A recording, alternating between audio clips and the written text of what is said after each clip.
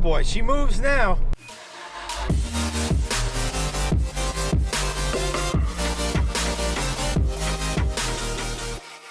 Hey guys, what's going on, and welcome to Shifting Lanes. My name's Chad, and you find me today inside my 2008 Volvo C30.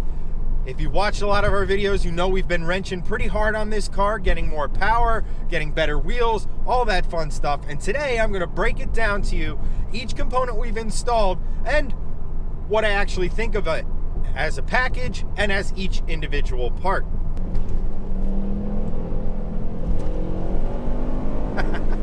The first thing we did to this car was the exhaust. That is a 3-inch Elevate system, including their downpipe. And to be 100% honest, I could not be happier with it. Install was a bit fiddly. There's a couple things you really need to pay attention to, chief among which the clamps that hold the entire exhaust together.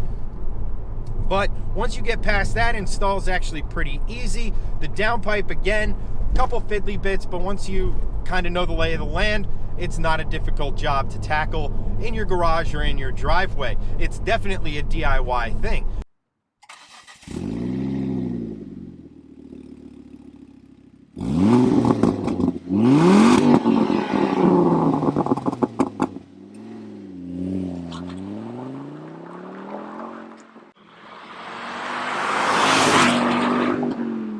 When we combine that with our tune, we saw some fairly impressive results, chief among which about 300 foot-pounds of torque to the front wheels. That woke this car up tremendously. This thing gets up and goes like no other turbocharged car I've really ever driven.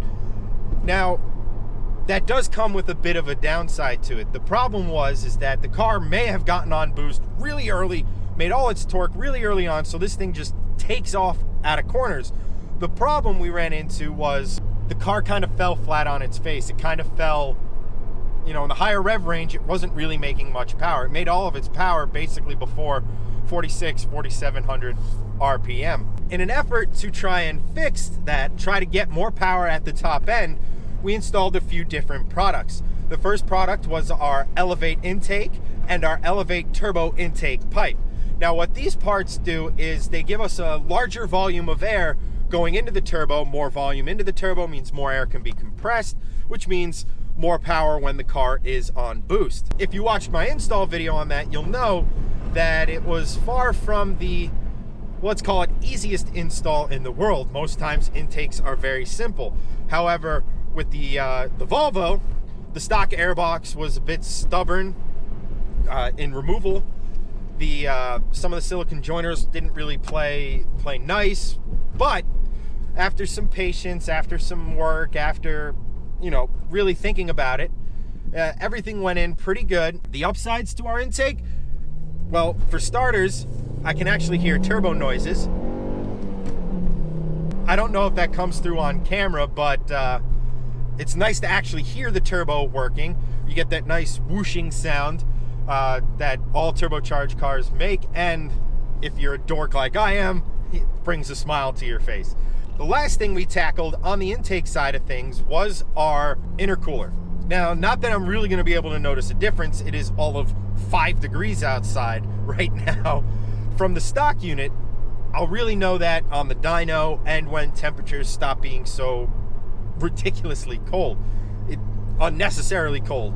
The reason we did the intercooler was to obviously increase our thermal efficiency. Basically, get a much colder charge of air from the turbo into the engine. That might have been the easiest install I've done on this car yet.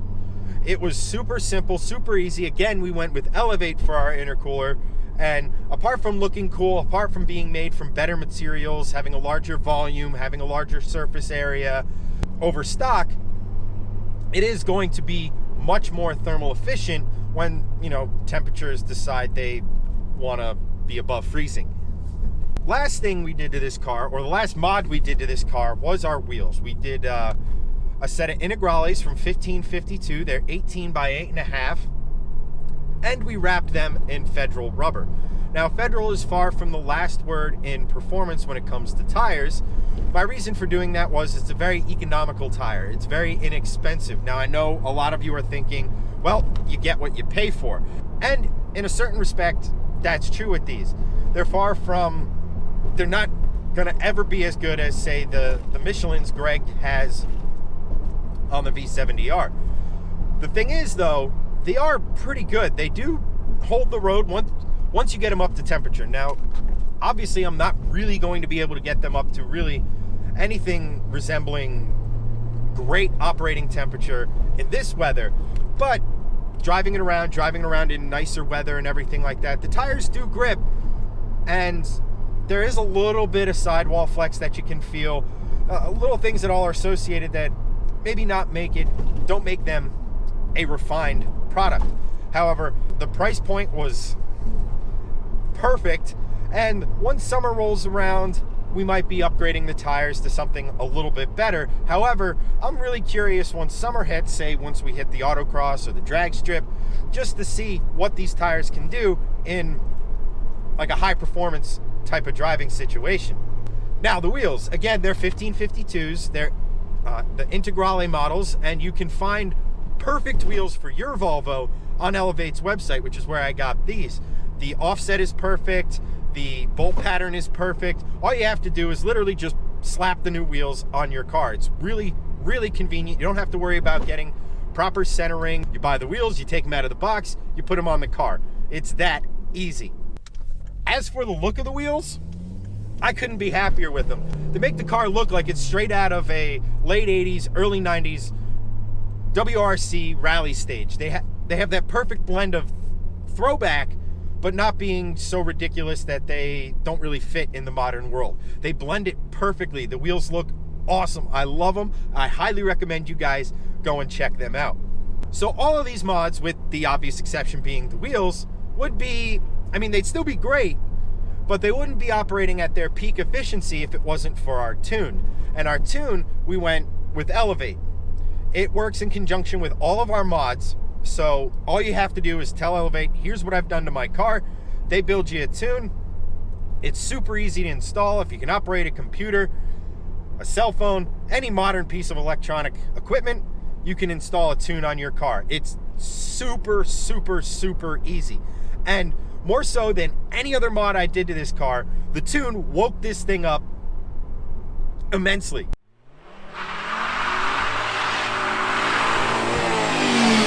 The tune is the number one thing you can actually feel. Like, we installed the exhaust, it added power, you can feel a little bit of a gain there. Same thing for like our intake and everything like that. But once we applied a tune to it, this car just woke up. It feels genuinely...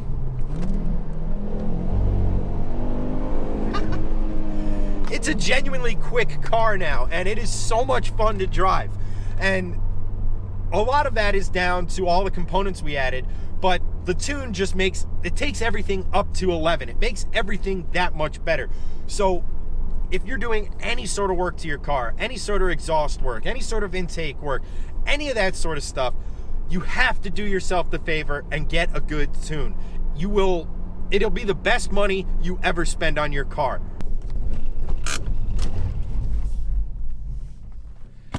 So, it is at this point you might be wondering or thinking to yourself, that all sounds really, really awesome. That all sounds great. I really want to do that to my C30 or my P1 platform as it sits. The question is, how much does all of this awesomeness actually cost? So I bought a lot of these parts, and I don't want to say bulk, but I bought them as group. I'll be breaking down their individual costs right here-ish. So we start with just our general maintenance with the car. So as you know, we had two bad axles in the front of this car that needed replacing before we did any real power modifications. Those cost me about $994 plus labor, which came out to another $477. So once all the general maintenance stuff was done, we got into our fun mods. Our downpipe exhaust and tune, that was $2,552.62. Our intake and intake piping was $475.71. Our wheels were about $1,400. Tires were $335. Our front mount intercooler and our intercooler hard pipe was $1,050.34. The car itself, that cost me $5,200. So when you factor everything in, we're just over $12,000 into this vehicle so far. So I know we've spent a lot of money on this car, more in parts than the actual purchase price of the car. But that is where the beauty of this car lies. And that is, it's relatively inexpensive to purchase. So if you say have a budget of $15,000, $17,000, whatever, you can get a lot of car for not that much money. So obviously, we're not done with this car yet. We still have a long ways to go. We still want to thrash all the other guys in shifting lanes. I don't just want to beat them. I want them to seriously question their choice in vehicles. We also have to go up against the Civic Type R, which means we need still more power, we need more handle, we need a lot of different things. So to that end, what's next for the C30? Well, in the immediate future, we're going to be tackling the boost gauge. Then we're going to be going on to suspension work. We're going to be doing coilovers and a rear sway bar.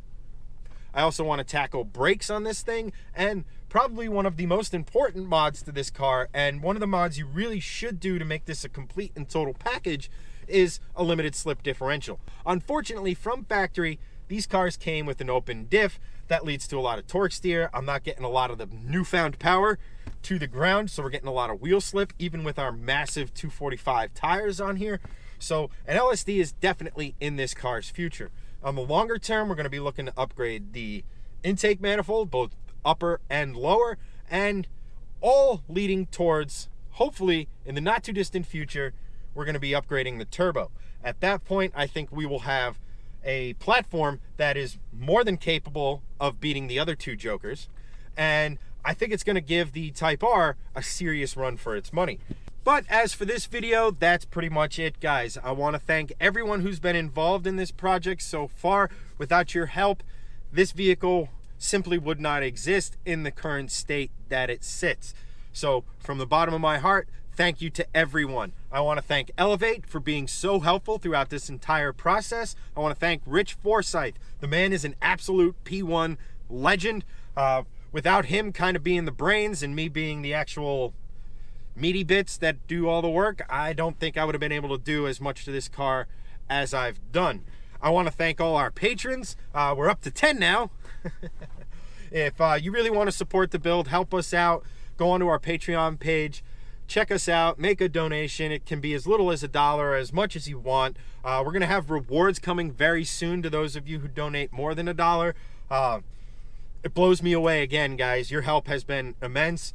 And I'm really happy to announce, if you head down to our Teespring page, link right down here, we just launched a whole mess of new products. Every dime we make from Patreon, every dime we make from Teespring goes right back into our builds, right back into the channel, so we can provide the content that you guys enjoy so much.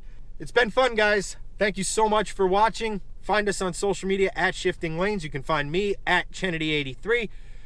As for this video, that's a wrap, and I'll catch you next time.